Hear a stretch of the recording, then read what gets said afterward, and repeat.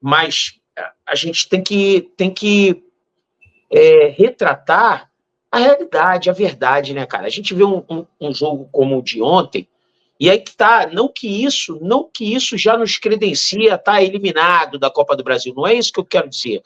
Mas, cara, que a gente vai precisar contar com um pouquinho de sorte, jogando dessa forma aí, para poder se classificar. É o que eu penso, tá? É o que eu penso. Porque, por exemplo, a gente vê um primeiro tempo de ontem, como a gente viu, cara, o Vasco totalmente dominado, o Vasco sem nenhum poder de armação de jogada, né? A gente tem um time, cara, eu tava conversando ontem com um camarada meu, o Edivaldo, que é nosso amigo em comum, e o Edivaldo fez uma colocação bastante interessante. Cara, o Vasco é um time muito pesado, Marques. Pesado, assim, de jogadores pesados, né? Por exemplo, jogadores que têm pouca mobilidade, né? Que não são leves dentro de campo. E aí a gente começa lá atrás na zaga com o Maicon. Porra, a gente vai para os nossos dois volantes, tanto o Cocão quanto o Hugo Moura, são dois caras bastante pesados. Pô, você tem o Verratti, que é pesado. Você tem o David, que não jogou ontem, que é pesado, sabe? Você tem o próprio Payet, que tem uma habilidade monstruosa, mas não é um cara leve, entendeu? Então é um time, cara, que, do ponto de vista dessa questão da mobilidade em si, é um time paradão, é um time pesadão, entendeu? Então é até complicado de se desvencilhar de certas marcações. Por exemplo, Marco, que você tanto cita aí a ausência do Paulinho. O Paulinho é um cara super leve.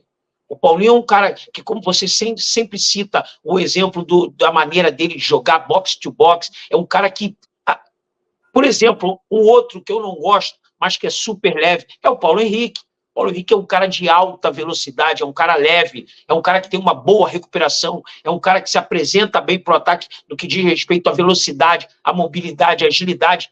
Isso falta muito para o Vasco.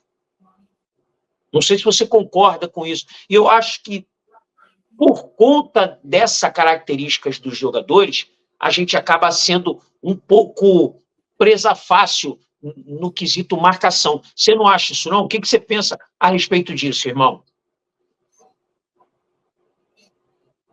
Cara, eu concordo contigo, né? Na verdade, o que você quer dizer é que os nossos jogadores de referência hoje no time são jogadores pesados. E acaba que a cara do time, né? A cara de qualquer time, normalmente fica pautada ali pelos principais jogadores. E de fato, cara, quando você vê um Payet ali, né? Que, pô, e também sendo justo com ele, se ele não teve uma partida brilhante, você via que as principais jogadas passavam por ele, né? Foi ele que não, sem dúvida. Olha só, sem criticar nada a atuação dele, não. Que é o que você, exatamente o que você falou. Sem ser brilhante, foi uma boa atuação. De qualquer forma, ele sempre acaba sendo dos melhores. E é fácil, né? É fácil acontecer isso por conta da qualidade técnica dele, que é muito superior dos outros. É muito superior, não dá nem para comparar. Mas E aí, cara, o que, dentro dessa característica um pouco mais pesada do Vasco, né? O Lucas está até colocando aqui, é azar ou olho grande no Vasco. Covid no Coutinho, pensei que já tinha radicado, e o DVD com celulite facial. Pô, que porra é essa? Pô, sei lá, meu irmão. Celulite é uma inflamação, né? É uma inflamação. A celulite, ela é uma inflamação. E eu já ouvi alguns casos, obviamente que eu não sei explicar tecnicamente, mas eu já ouvi alguns casos. Por exemplo, te dar um exemplo, uma picada de marimbondo, de mosquito, até mesmo de mosquito, dependendo da pessoa, se ela for alérgica, pode criar uma celulite no local que houve a picada. É mais ou menos isso. Pois é, mas não é habitual, né, cara? Aí fudeu, não, né? Aí claro que não é. Né? Claro que não é habitual. Não, estou só explicando porque, às vezes, que porra é essa de celulite facial? O cara ficou com a cara gorda, de repente? Não, é uma inflamação, né? Cara, ou então o nego já tá fazendo raspagem da celulite, pô. Eu, quando vi celulite facial, eu te juro, cara, primeira vez, humildemente, cara, nunca tinha ouvido falar. Eu já ouvi porque uma conhecida minha, ela já teve a celulite e por conta de uma picada de um inseto, entendeu? Cara, o Matheus coloca aqui, porque tem a ver um pouco, e também pra gente falar um pouquinho individualmente, que ele coloca aqui, ó, boa noite, Luizes. Paiva quase fez merda ontem, colocou o Michael na direita e o João Vitor na esquerda, depois ele corrigiu. uma merdinha mesmo que ele fez, cara. Cara, mas olha só, calma aí. Só um detalhe. O Maicon, ele joga pela direita. O Maicon, ele joga pela direita. Assim como o João Vitor também joga pela direita. Então, quem é mais fácil de você deslocar para a esquerda?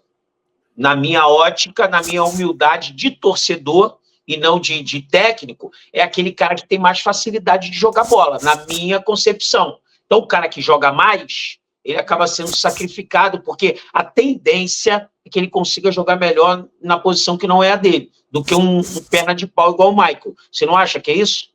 Acho, mas pelo que eu vi as pessoas falando, né, de que a gente perdeu um João Vitor mais brilhante, porque sentiu que ele, meio torto na esquerda, perdeu um pouco desse costume, né, cara? Não, mas para resolver esse problema com a mão de obra que a gente tem lá, teria que ter colocado o Léo Pelé para jogar, entendeu?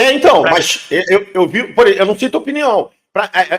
Isso é muito dividido, essa opinião, de que não, tem gente que achava que... A minha opinião tinha que botar o Léo Pelé para jogar, porra. Com todos os vacilos dele, com todos os protestos que eu também tenho a fazer em relação aos vacilos e números dele, é óbvio que, na minha opinião, tinha que ser o Léo Pelé em campo.